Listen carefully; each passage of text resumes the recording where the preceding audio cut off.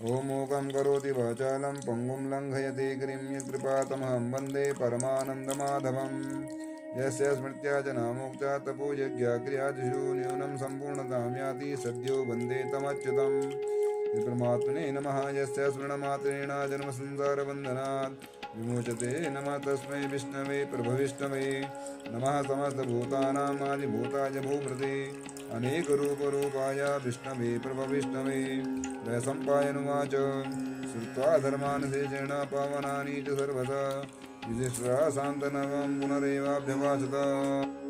ॐ शान्ताकारं भुजगशयनं पद्मनाभं सुरेशं विश्वाधारं गगनसदृशं मेघवर्णं शुभाङ्गं लक्ष्मीकान्तं कमलनयनं योगभिर्ध्यानगम्यं वन्दे विष्णुं भवभयहरं सर्वलोकैकनाथं श्रीपुराणपुरुषोत्तमाय नमः। नमस्कार मित्रों, मैं आचार्य अन्नपूर्णा स्वागत करता हूँ आपका एक बार पुनः अपने यूट्यूब चैनल पर। मित्रों, अभी हम आपको जो है कार्तिक मास की व्रत कथा आपको सुना रहे हैं। आपने जैसे पूर्व की कथा में आपने सुना था कि भगवान जब सत्यभामा ने भगवान श्री कृष्ण से पूछा कि हे नाथ, मैं जो है आपको 16,108 पटरानियों में मैं ही आपको अत्यंत प्रिय क्यों हूँ, इसका कारण क्या है, मैं ये जानना चाहती हूँ।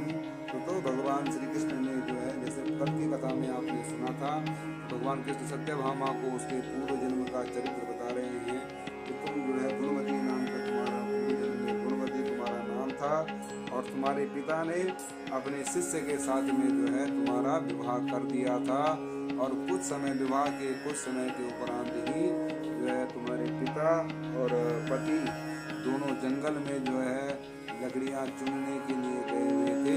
वहाँ उनको जो है किसी राक्षस ने मार दिया और जब राक्षस ने मार दिया और उसके बाद जब तुम्हें समाचार मिला कि तुम्हारे पिता और पति दोनों ही मृत्यु को प्राप्त हो चुके हैं, उसके बाद जो है भगवान आज उसको भगवान जो है सत्यभामा को कथा बता रहे। भगवान कहने लगे, ततो गुणवती श्रुत्वा राक्षसा निहता वो पितृभट्ट जगो हत्ता करुणाम पर्यदेवयत्। भगवान कहने लगे, हे सत्यभामा, तुम जो है गुणवती, जब तुमको ये पता लगा पूर्व जन्म में कि तुम्हारे पिता और पति दोनों ही जो है मृत्यु को प्राप्त हो गए, तो तुमको सुन करके बड़ा दुख हुआ। तुम करुण क्रंदन करने लगी, विलाप करने लगी और कहने लगी, हा नाथ पिता त्यक्त्वा गच्छत क्व मया विना बालाहं किं करोम्यद्य यनाथ भवतोर्विना। हे नाथ, हे नाथ, हे नाथ, हमको तुम त्याग करके तुम कहाँ चले गए? मैं अकेली कन्या हूँ, आप लोगों के बिना असहायनी मैं अब और क्या करूँ? मेरे भोजन वस्त्रादि की व्यवस्था कौन करेगा प्रभु? घर में रहकर स्नेह पूर्वक आप लोग मेरा पालन पोषण करते थे, मैं तो कुछ भी नहीं कर सकती। मुझ विधवा की रक्षा कौन करेगा? मैं मूर्खा अब कहाँ जाऊंगी? कौन मेरे दुख को दूर करेगा? कहाँ रहूं, क्या करूं? हाँ देव, मुझ पर ऐसा कोप हुआ, अब मैं कैसे जीऊंगी? मैं बड़ी पापनी हूँ। भगवान श्री कृष्ण ने कहा, इस तरह रोती हुई वह मृगी की तरह व्याकुल होकर के अपने को भाग्यहीन और असुखी, आशा तृष्णा से विहीन और जीवनहीन कहती हुई बोली कि अब मैं किसकी शरण में जाऊं जो मेरे दुख को दूर करेगा। तत्पश्चात जो है वो फिर शोक सागर में डूब गई और ऐसे गिरी जैसे जो है तेज हवा के चलते हुए जैसे केले का वृक्ष नीचे गिर पड़ता है, ऐसे ही वह गुणवती भी जो धरती पर गिर पड़ी। कुछ देर बाद वो होश में आई। तत्पश्चात जो है फिर उसको अपने घर की समस्त सामग्रियों को बेचने के पश्चात उसने जो है अपने पिता और पति की यथाशक्ति श्राद्धादि की जो क्रिया होती है वो की। उसके पश्चात उसी पुरी में निवास करती हुई वह विष्णु भगवान की भक्ति में तत्पर होकर के शुद्ध और शांत स्वभाव से अपनी इंद्रियों को अपने वश में करके वहीं रहने लगी। उसने जन्म से लेकर के मरण तक एकादशी व्रत का पारायण किया और भगवत कृपा से उसने जो है अपने माता पिता के संस्कार के द्वारा कार्तिक मास का विधिवत सेवन किया। हे प्रिय, इन दोनों एकादशी व्रत और कार्तिक एकादशी का व्रत और कार्तिक का महीना हमको अत्यंत प्रिय है। भुक्ति और मुक्ति तथा पुत्र तथा संपत्ति को देने वाला परम पवित्र है। जो मनुष्य तुला की संक्रांति रहते हुए कार्तिक मास में प्रातः काल में स्नान करते हैं, वे यदि बड़े से बड़े पापी हों तो उनके सभी पाप मुक्त हो जाते हैं। और कहते हैं जो कार्तिक में स्नान करता है उसकी कभी भी अधर्ममय बुद्धि कदापि नहीं होती।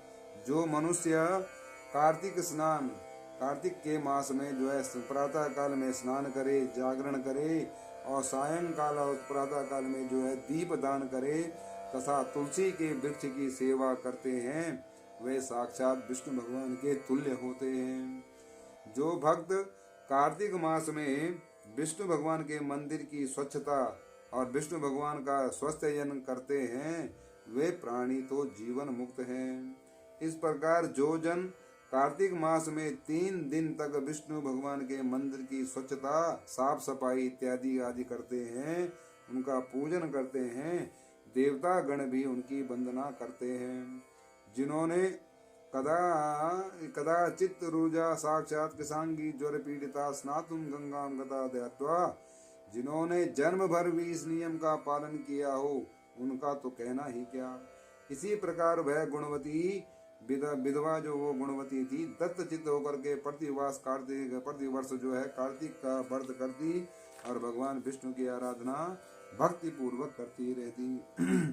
हे प्रिय, ये यावत् जलांतरा गता कंपिता शीत पीड़िता तावासा विह्वला पश्यत विमानम प्राप्तरम वरात्। ये प्रिय, एक बार वह जो है गुणवती जो थी वो रोग से ग्रसित हो गई और दुबली हो गई और बुखार भी उसको आ गया। ज्वर से पीड़ित होकर के वे धीरे धीरे किसी प्रकार गंगा स्नान करने को गई। वह जल में स्नान करने के निमित्त उतरी और जाड़े से कांपने लगी, विकल हो गई। संग चक्र गदा पद्मे रायुधे रूप लक्षिता विष्णु रूप धरा सम्यक वेनतीय ध्वजांकितम। वह जल में जब उतरी और कांपने लगी, तब उसने आकाश की ओर अपनी ओर आते हुए एक विमान को देखा जो शंख चक्र गदा पद्म आदि विविध शस्त्रों से सुशोभित हो कोई विष्णु भगवान का रूप धारण करने वाला था। रथ पर उनके वाहन गरुड़ की ध्वजा अंकित थी। तब मेरे विष्णु के गण विमान पर चढ़ाकर उस पर चमर डुलाते हुए अप्सरा गणों से सुशोभित उस गुणवती को बैकुंठ लोक में ले गए। वह गुणवती प्रज्वलित अग्नि की शिखा की तरह उस विमान में बैठी हुई एकमात्र कार्तिक व्रत के प्रभाव से मेरे समीप आ गई। इसके अनंतर जब ब्रह्मादिक देवताओं की प्रार्थना करने पर मैं इस मानव लोक में आया, तब मेरे गण भी मेरे साथ आए। हे भामिनी, ये समस्त यादव मेरे ही गण हैं। देव शर्मा नामक विप्र जो पूर्व जन्म में तुम्हारा पिता था, वही इस जन्म में सत्राजित हो करके यहाँ है। जो पूर्व जन्म में तुम्हारे पति चंद्र शर्मा थे, वही अक्रूर हुए और तू ही गुणवती है।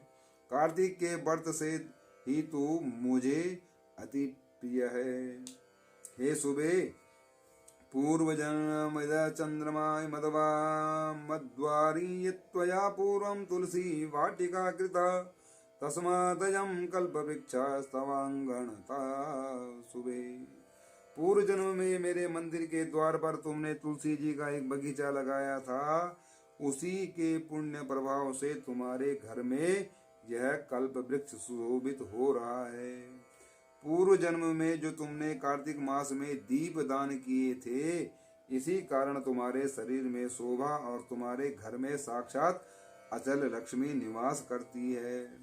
उस जन्म में तुमने जो व्रत आदि पति स्वरूप भगवान के लिए अर्पण किया था, उसी के फल से तुम इस जन्म में मेरी प्रिय भार्या हुई हो।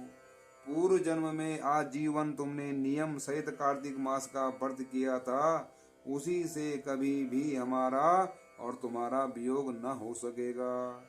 इसी प्रकार जो प्राणी कार्तिक का व्रत करेंगे वे सब भी मेरे ही समीप रहेंगे और तुम्हारे ही समान प्रिय होंगे। यज्ञ दान व्रत तप कारिणो मानवासई कार्तिक व्रत पुण्यस्य नाप्नुवन्ति कलामपि। यज्ञ दान व्रत और तपस्या करने वाले मनुष्य को जो फल प्राप्त होता है वह कार्तिक के व्रत के पुण्य फल का 16वां भाग भी नहीं होता। सूत जी ने कहा, इस प्रकार सत्यभामा श्री कृष्ण भगवान से अपने पूर्व जन्म संबंधी पुण्य के प्रभाव का वृत्तांत सुनकर प्रसन्न हुई और सारे संसार के आदि कारण भगवान श्री कृष्ण चंद्र को प्रणाम करके बोली, बोलो श्री सत्यनारायण भगवान की जय। श्रीमन नारायण नारायण नारायण भजमन नारायण नारायण नारायण। बोलो श्री सत्यनारायण भगवान की जय। कृष्णाय वासुदेवाय हरे परमात्मने क्लेशनाशाय गोविंदाय नमो नमः।